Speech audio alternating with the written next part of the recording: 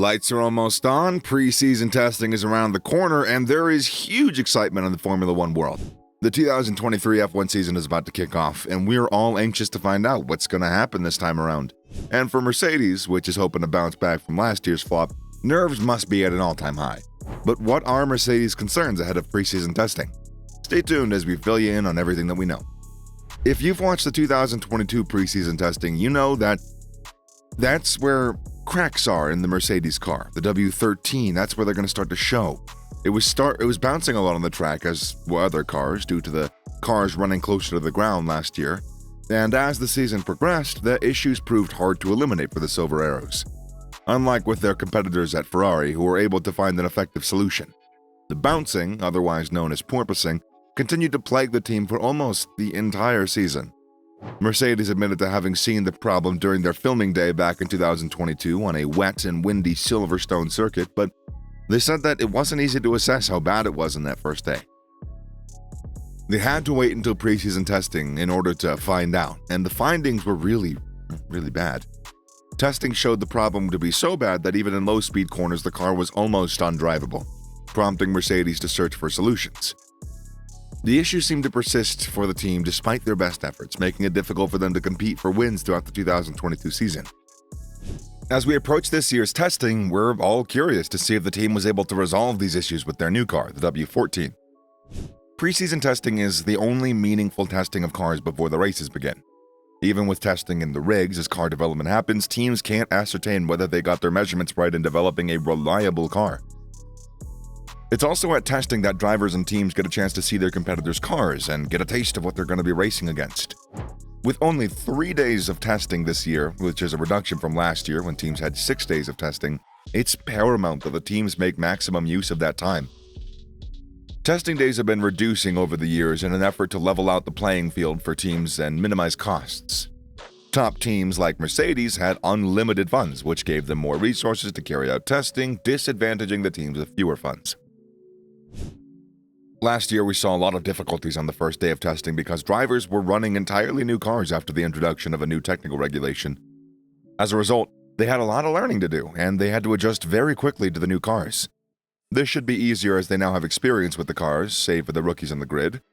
The question is, how much can the drivers and teams learn and explore about the new cars in order to juice out all of their potential with the little time that they have? Also, will teams be honest about their real potential this early? Like, honest? Be on the lookout for sandbagging, where teams will intentionally run their cars at paces lower than their true pace, hiding their true potential. And Mercedes has a record and is very good at that. The preseason testing will be held in Bahrain from 23rd to 25th of February, just a week before the opener on the same track. This means that teams are going to have to get it right with their cars at testing. Mercedes is afraid that all the efforts put in by the team at Brackley to develop a W14 might not have paid off. They believe that they've solved their problems, but only when the cars hit the ground in Bahrain are we going to even know if they succeeded. There is a rather large concern that the 3 days allocated to them are not nearly enough to uncover all of these small technical shortcomings with the car.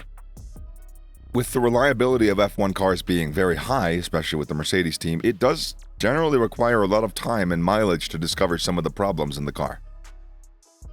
And the ideal time for that is during testing, which gives the team time to resolve the issues. Mike Elliott, Mercedes technical director, voiced these concerns. With only 3 days of testing this year, that has two big impacts. The first is in reliability. If we're not reliable in the test, then we'll have very limited mileage to learn. We also won't be able to measure the car's absolute reliability too much because over 3 days, you're not going to get huge amounts of running. These cars now are so reliable that you need more mileage than 3 days to really start seeing some of the issues. The second big impact is that we've got to use our limited time as efficiently as we can. We've got to learn as much as we can to figure out how to get the most performance out of a car and what we can learn to feed into the next developments. All of the usual things that happened at the start of the season didn't happen at Mercedes because of the issues that they were trying to rectify. Last year, they spent almost the entire season trying to figure out and understand the cause of the issues they faced with the car and figuring out how to fix them. On most occasions, that didn't work out and led only to the emergence of new problems. It was like opening Pandora's box with the W13 with problem after problem. For this season, the team had to take more of a methodical approach and focus on smaller details of the car, attempting to identify and fix any underlying problems. With lesser time for testing and limited time for practice sessions, the team needed to make sure that the car was as reliable and as competitive as it could be before the season began. This year, the team intends to work on maximizing potential of their car instead of being focused on figuring out and fixing problems. Have they gotten it right this time? Only time will tell. The W14 was launched on February 15th and was taken for a shakedown the following day, with track conditions similar to those at last year's filming day, cold and wet. Which means that they had to run the car with a lot more clearance than they would on a normal race day.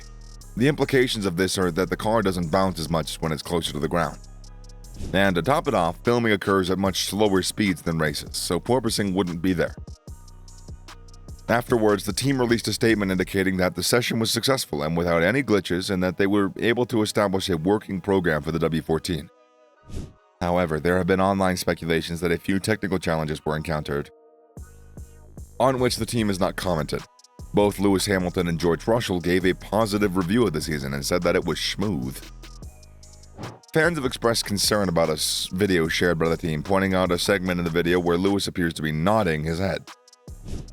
This is exactly how porpoising would manifest, so it's only fair to ask, is it back? Is the problem back? Should Mercedes be concerned?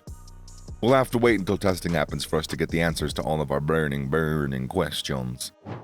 The Mercedes team has been very vocal and very open about last year's misfortunes and has admitted to getting things wrong with the W13. And for the team principal Toto Wolff, they could only be glad to have learned many lessons from their failures.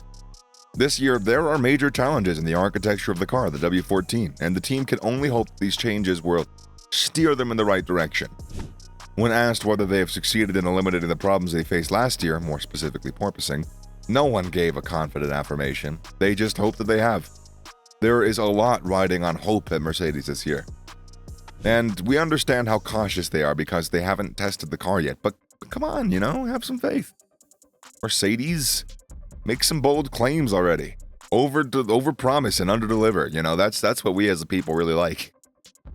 Anyways, Ferrari's lead driver Charles Leclerc reckons that Mercedes will compete for the title against Red Bull and Ferrari in 2023, and he believes Hamilton can lead their recovery because the legendary driver, quote unquote, still got it.